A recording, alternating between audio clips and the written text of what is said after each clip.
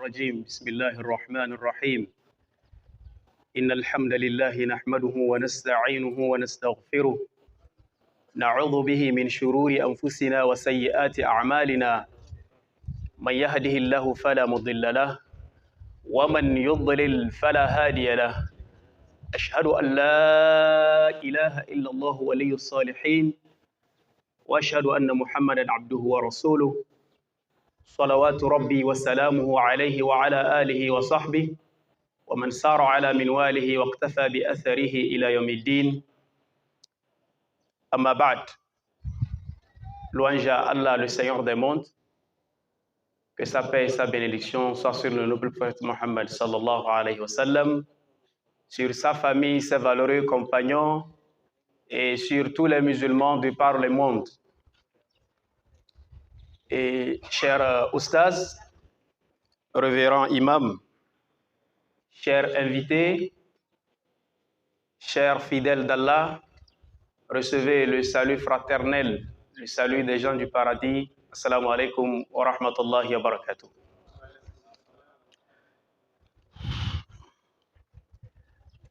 Au nom d'Allah, le clément, celui qui fait miséricorde. Toutes les louanges lui sont destinées. Et je suis ici en tant qu'élève apprenant devant mes parents, mes chers oustas, qu'Allah les bénisse infiniment, pour dire quelques mots sur un thème qui nous parle de la paix et de sa valeur en islam.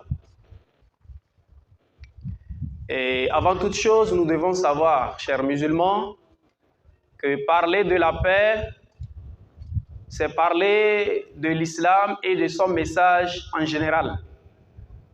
Parce que, comme vous le savez, l'islam est une religion de paix, de sécurité, d'amour et de fraternité. Donc, lorsque nous allons parler de la paix, c'est comme nous allons parler de l'islam en général. Mais ce que nous devons retenir, c'est que la paix fait partie des dons qu'Allah subhanahu wa ta'ala, notre Créateur lui-même, il donne à une communauté, à une société et à un groupe d'hommes bien déterminés.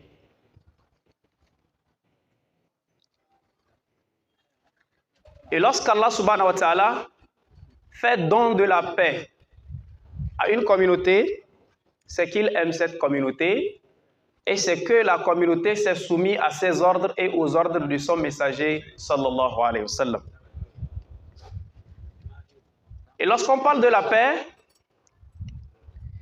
c'est un état d'esprit, un état de sécurité et de tranquillité dans lequel les hommes vivent et ils ont la sérénité, la tranquillité pour adorer leur Seigneur Allah subhanahu wa ta'ala et après l'adoration pour que chacun puisse aller dans ses différentes occupations sans aucune crainte, sans aucune torture, sans aucune pression.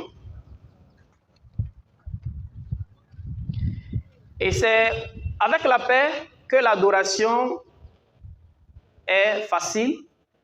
Et quand il y a la paix, tous les serviteurs d'Allah auront la tranquillité d'esprit pour pouvoir adorer leur Seigneur. Et aucune communauté, aucune société, quelle que soit sa grandeur ou bien quelle que soit sa petitesse, elle ne peut pas évoluer, elle ne peut pas se développer quand il n'y a pas la paix, quand il n'y a pas de la sécurité. Lorsque nous retournons dans le Saint-Coran, Allah nous mentionne dans son livre sublime, il dit وَإِذْ قَالَ إِبْرَاهِيمُ رَبِّ اجْعَلْ هَذَا الْبَلَدَ آمِنًا وَارْزُقْ أَهْلَهُ. Le prophète Ibrahim alayhi salatu wassalam, quand il était en train d'implorer la bénédiction d'Allah pour la Mecque, il dit: ô mon Seigneur, fasse que cette cité soit une cité paisible, une cité, une ville dans laquelle régnera la paix, la sécurité, la tranquillité et la sérénité. Et après avoir imploré la paix pour la Mecque, et il dit ensuite: Allah, je t'implore, je te demande de leur donner de la richesse. Ici, les ulémas disent que le fait que le prophète Ibrahim alayhi salatu wassalam, il commence par invoquer et implorer Allah qu'il donne la paix et la sérénité à la Mecque avant d'implorer la richesse, ce n'est pas pour un hasard, mais c'est pour nous montrer la place, la valeur de la paix dans une société et dans une communauté des hommes. Ainsi, ce verset nous suffit pour que nous puissions nous rappeler, pour que nous puissions nous dire que la paix est tellement primordiale pour toute chose et pour la réussite de toute activité humaine. Aujourd'hui, nous sommes réunis ici et depuis le vendredi, nous nous réunissons ici dans ce centre. C'est parce que nous sommes dans un climat de paix et c'est parce que nous vivons en paix et c'est parce que nous avions confiance que nous sommes en sécurité. C'est pourquoi nous quittons nos maisons, nous laissons nos activités pour venir nous retourner ici parce que nous savons que nous allons y rester ici en toute sécurité et le calme va régner et nous allons retourner en toute sécurité. Tout ceci, ça fait partie des bienfaits qu'Allah a fait à notre communauté, à notre peuple, à notre chère nation. Ainsi, chers musulmans, en tant que musulmans, nous devons œuvrer pour la paix. Nous devons être des ambassadeurs et des ambassadrices, si possible, de la paix, où que nous soyons et quelle que soit la position que nous occupons dans la société. Dans nos diverses activités, soyons des ambassadeurs de la paix. À chaque fois qu'on nous voit, il faut qu'on lise en nous des ambassadeurs qui amènent la paix où il n'y en a pas. Ainsi, aujourd'hui dans ce monde, lorsque vous constatez, de par les médias, le monde est menacé et c'est la paix là qui est menacée. Ainsi, les grandes institutions nationales et internationales se réunissent à chaque fois pour essayer de chercher des solutions pour que cette paix revienne. Et cette paix peut revenir lorsque nous allons revenir au niveau d'Allah subhanahu wa ta'ala. Nous les musulmans, nous savons que c'est Allah seulement qui donne la paix. Il n'y a personne qui peut donner de la paix. C'est pourquoi à chaque fois vous allez constater le musulman, quelle que soit la circonstance dans laquelle il se retrouve, il se rappelle d'Allah et il implore infiniment Allah pour qu'Allah le garde en paix et qu'il garde toute la communauté en général en paix et en sécurité.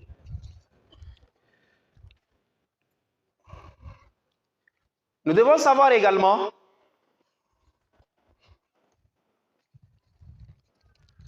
que la religion islamique a interdit le fait de faire du mal à autrui. Et il considère cela comme le fait de détruire toute une communauté en général. En islam, lorsque tu attaques ou bien tu fais du mal à une personne et tu causes du dégât à une vie humaine et jusqu'à ce que cela engendre la mort de cette personne, vous allez constater qu'Allah nous dit c'est comme il a tué toute une communauté en général. Allah dit dans le Saint-Coran: Min ajli dhalika katabna ala bani Israël annahu man qatala nafsan bighayri nafsin aw fasadin fil ard fakannama qatala an-nasa jami'a wa man ahyaha fakannama ahya an-nasa jami'a. Al-Imam Ibn Kathir sous ce verset, il nous fait savoir que Allah est en train de nous montrer l'utilité et la grandeur de la vie d'une personne. Et c'est pourquoi il dit, lorsque on tue une personne, un seul individu, sans aucune faute, sans aucune raison valable, c'est comme si c'est toute l'humanité qu'on a détruite. Et par contre, toute personne qui essaie de donner un coup de main et d'assister une vie, une personne, un individu, c'est comme s'il a assisté, c'est comme s'il a sauvé toute l'humanité en général. Ici, Allah est en train de considérer la vie d'une seule personne comme c'est la vie de toute l'humanité. Parce que l'humanité a commencé avec une seule vie qui est Adam. C'est lui le premier homme. Et donc, si on va commencer par détruire les hommes, c'est comme on est en train de casser cette humanité qui a été créée par Allah subhanahu wa ta'ala. Ainsi, de ce verset également découle l'interdiction de tuer, de torturer, de massacrer une vie humaine. D'ailleurs, l'islam interdit de torturer les animaux. Pourquoi l'islam va autoriser de torturer les hommes? Le prophète sallallahu alayhi wa sallam, il nous mentionne dans plusieurs hadiths la valeur de la sécurité, la valeur de la paix, la valeur de la sérénité dans une communauté. Il dit dans l'un de ses hadiths, quiconque parmi vous se réveille en sécurité, il commence d'abord avec la sécurité et avec la santé en deuxième position, et en troisième position, il dit avec son pain quotidien, c'est-à-dire ce qu'il va manger pour la journée. Le prophète sallallahu alayhi wa sallam considère cette personne comme s'il a réuni tous les bienfaits de cette terre, il a réuni tous les biens de ce monde dans ses mains. Mais il a commencé par citer la paix. C'est-à-dire, lorsque quelqu'un va réunir les autres bienfaits cités, mais il manque la paix, c'est comme il n'a rien dans sa main. C'est comme il ne dispose de rien, c'est comme il a tout manqué. Donc, ici également, on est en train de nous montrer la valeur de la paix, de la sécurité, de la tranquillité. Donc, tous les versets du Saint-Coran, quand vous allez vous mettre à les lire, il y a beaucoup de versets qui nous parlent de la paix. Et cela nous suffit seulement pour que nous puissions témoigner et faire preuve de paix où que nous soyons et quelles que soient les circonstances dans lesquelles nous allons nous retrouver. Nous devons retenir, chers musulmans, que le mot islam lui-même, son radical, ou l'origine du mot, pour ne pas parler de la racine du mot, nous parle de la paix, as-salam. Et c'est pourquoi le salut fraternel des musulmans est assalamu alaikum, que la paix d'Allah soit sur vous. C'est ce que l'islam nous recommande. Lorsque nous nous rencontrons, avant de commencer toute discussion, nous commençons par nous implorer la paix d'Allah sur nous. Ceci est un message. Ceci est un grand message pour toute l'humanité. Ainsi, notre salut, déjà, témoigne du fait que notre religion est une religion de paix, d'amour et de fraternité. Et la paix est indissociable et inséparable de l'islam. On ne peut pas parler de l'islam sans parler de la paix. Et on ne peut pas parler de la paix sans revenir à l'islam et sans revenir au prophète de l'islam.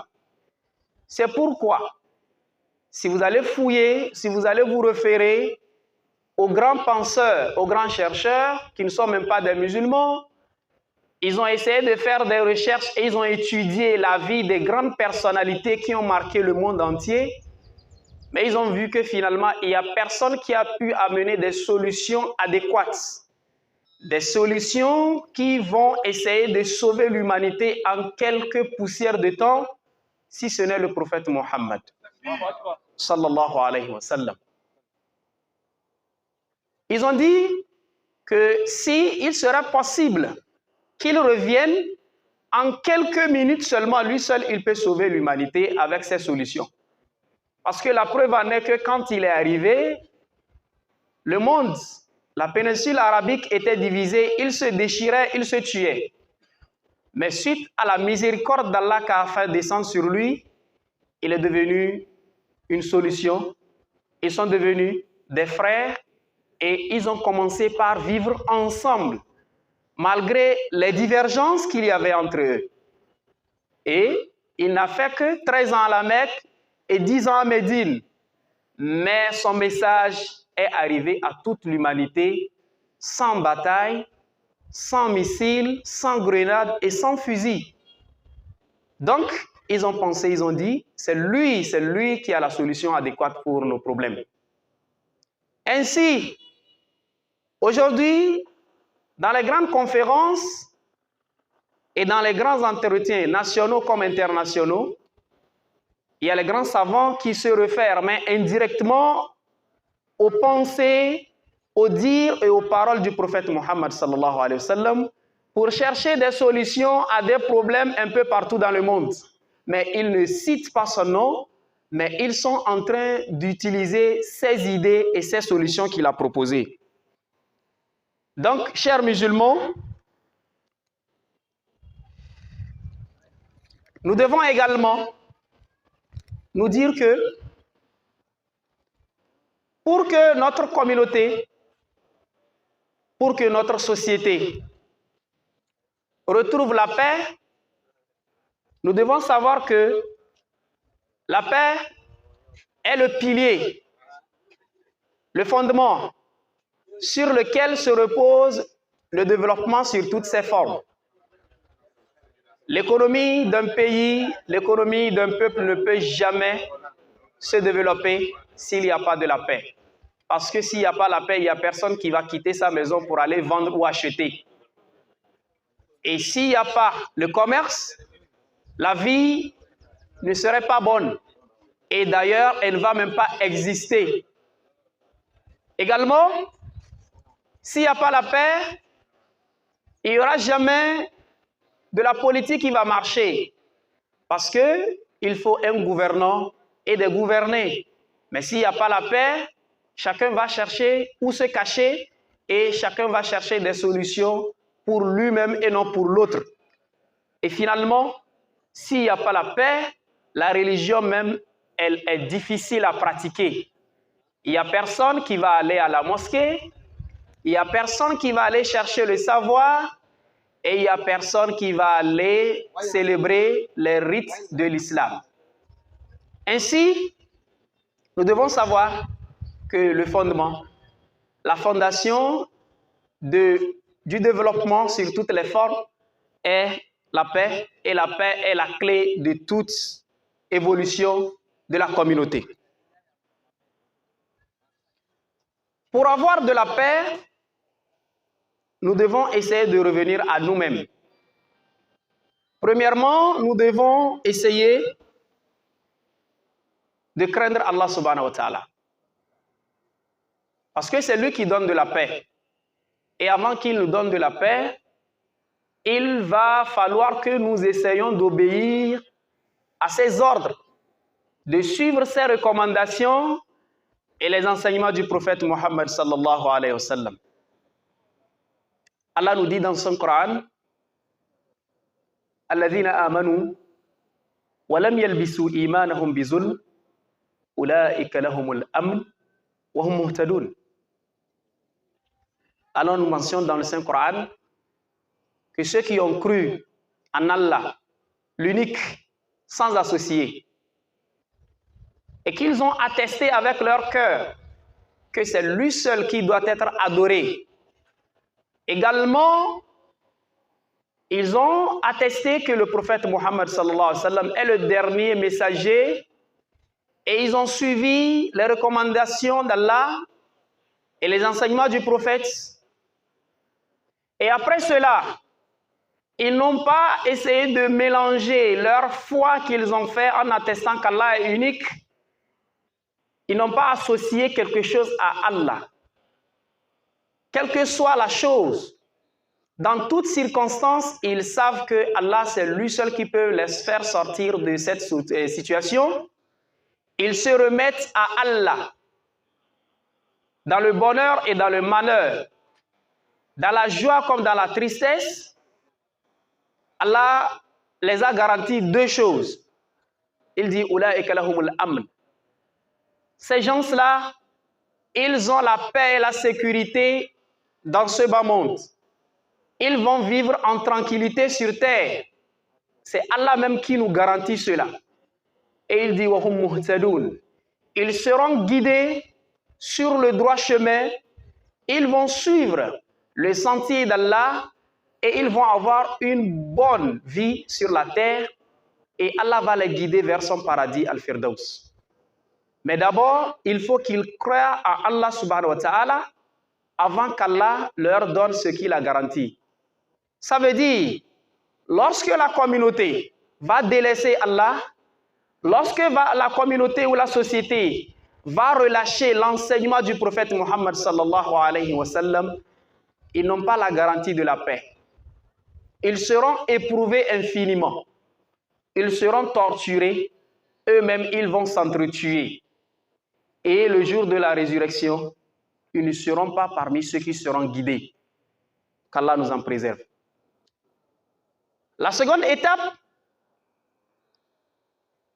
c'est l'étape de suivre les recommandations d'Allah, de suivre et d'écouter les dirigeants, d'obéir aux lois et institutions lorsqu'elles ne sont pas en contradiction avec l'enseignement de la religion islamique.